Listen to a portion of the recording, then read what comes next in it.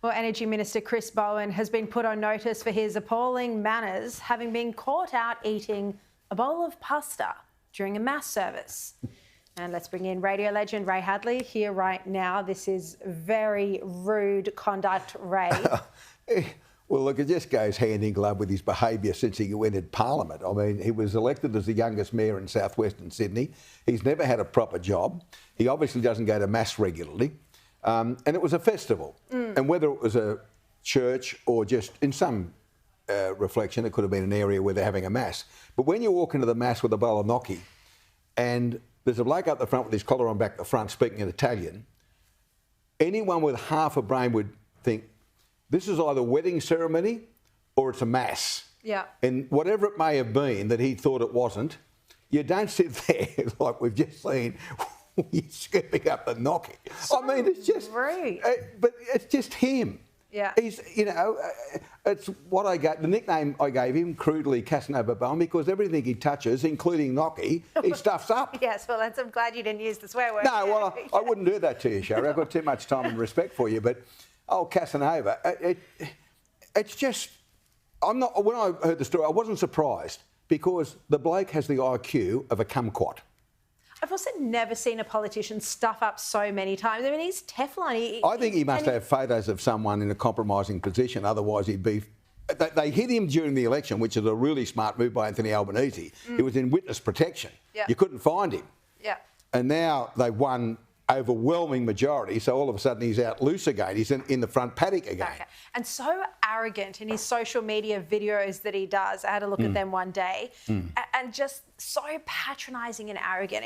Anyway, if anyone wants to feel annoyed, you can go check out his Instagram. Now, I want to take a look at this ABC journalist who was trying to score political points over the Nationals on the ABC Insiders program, and she wrongly accused coalition MPs of leaving their constituents while they died. Have a look. The other thing that's probably really important to regional communities is that they have a local member who's there when their electorate is, for example, flooding and people are dying. And that is what has happened this week. We've seen the Nationals doing, all of this in Canberra. I think the important thing is that when you're in opposition, it's also still your job to be a local member. Except that wasn't true. Those MPs she was speaking about, Alison Penfold and Pat Conahan, were both in their community. They weren't in Canberra. And the ABC have now had to issue a statement, Ray, and apologise and say they got it wrong. Well, I don't think many people knew who Claudia Long was before this faux pas, but the one thing she has to do is check with her sources, whether it was a leak from the Labor camp before her appearance with David on Insiders, I'm not quite sure. But I thought I'd just check who she is because I'd never heard of her.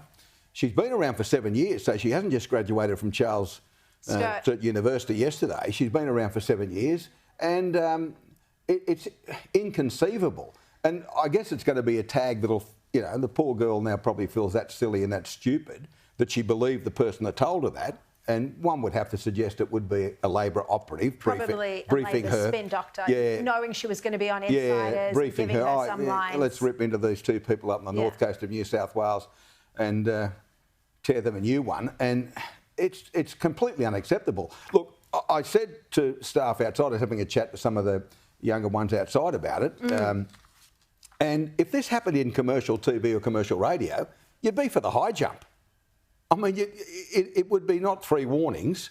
It'd be, look, we're going to put you, what you're going to do is rural news.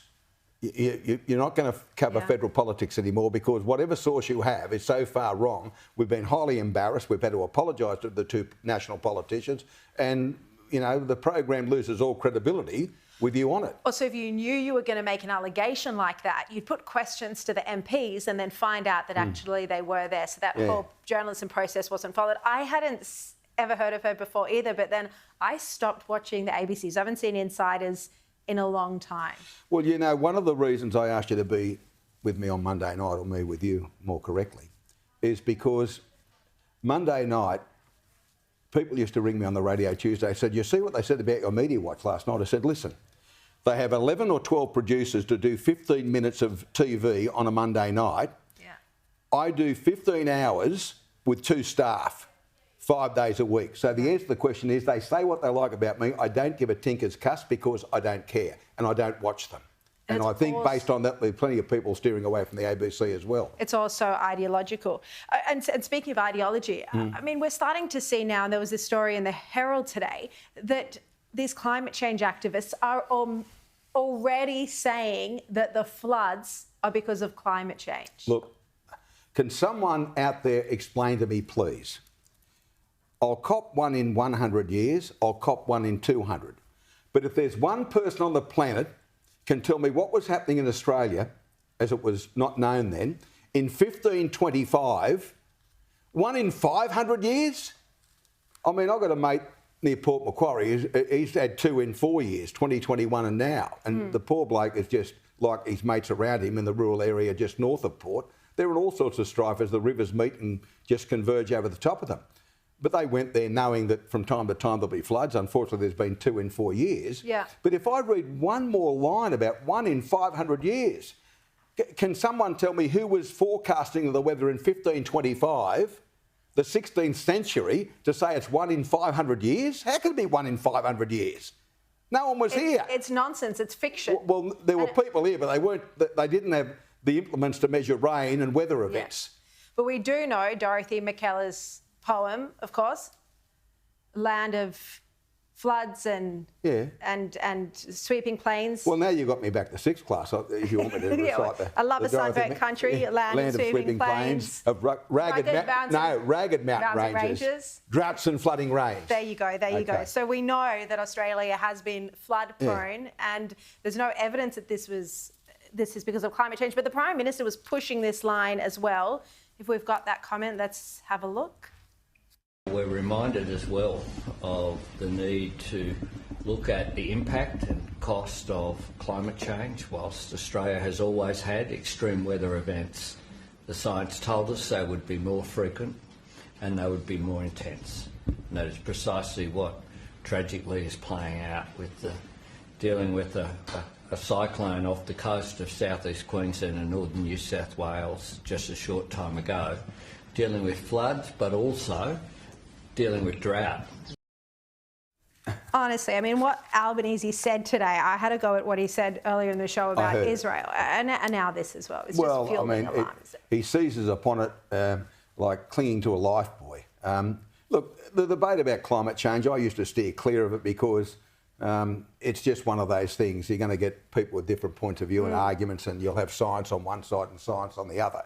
But if someone can prove to me sometime in the foreseeable future that what happened on the north coast of New South Wales happened 500 years ago and it's a 1 in 500 year event, well, I'll start believing them. But no one can produce that evidence, unfortunately for them. Now, Ray, the coalition, it seems like they don't want to win the election in 3 years. They together, they not together. So let's portray what happens. They get lapped as a coalition by the Labor Party. Absolutely lapped, hammered. Worst result in living memory. So Peter Dutton doesn't get re-elected. He's gone. Last week's pay. Susan Lee there. Beautiful. Angus Taylor loses. So what is the first thing the coalition do? The first thing they do in front of the entire nation, they have a blue. They have an argument.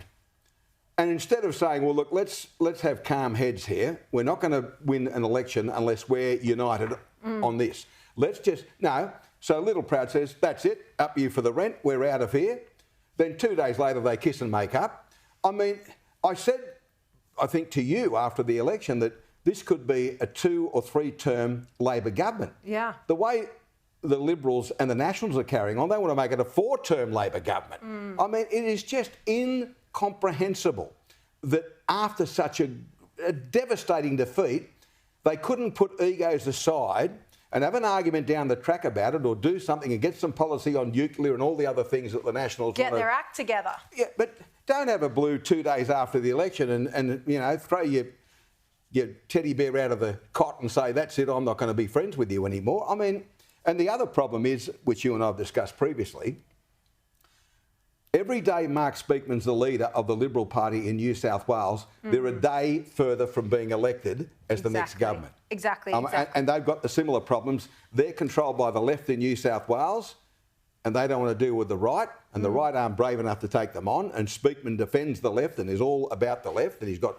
his lieutenants around him, the Praetorian Guard around him. You know, it's just So anyone's hoping in New South Wales sometime soon you're going to have a Liberal National Party government, don't hope. No, it won't happen. I don't know if anyone is hoping. I think Chris Minns is doing a reasonable job. But I agree with you, Mark Speakman, very weak leader.